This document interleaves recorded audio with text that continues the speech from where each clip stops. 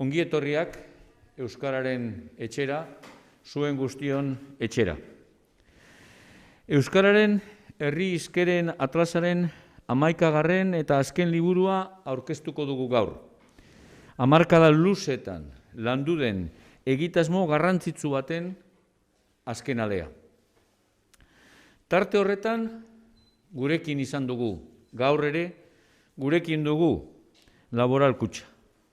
Eskerrak, lehen ere ala jarri izan dugu, segure atlasean agertzen da, eskerrik asko, mila esker, eskerran hitz.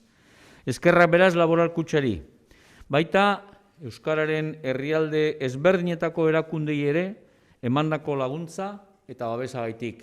Eta zer esanik ez, euren hitza, euren esamolde, euren bizitza kontatu diguten guzti hoiei.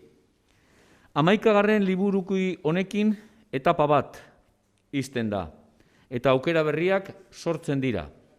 Askotarikoak, eta 80. hamarkadatik jasotako materiala, jakina, beste egitasmo batzuk ontzeko eta moldatzeko baliagarri izango da aurrerantzean, ez bakarrik euskaltzaindiarentzat, ez bada mundu, zientifiko, akademiko eta gizarte osoarentzat.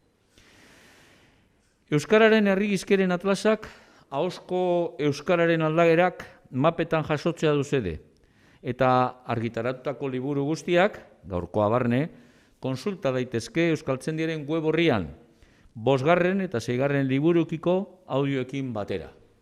Beraz, finis koronatopuz bururatu eginda, beinola esan zuen bezalaxe aurreko euskaltzainburuak, eta orain, bururatze hori gertatu eta gero, badatoz bururatzaren segidakoak.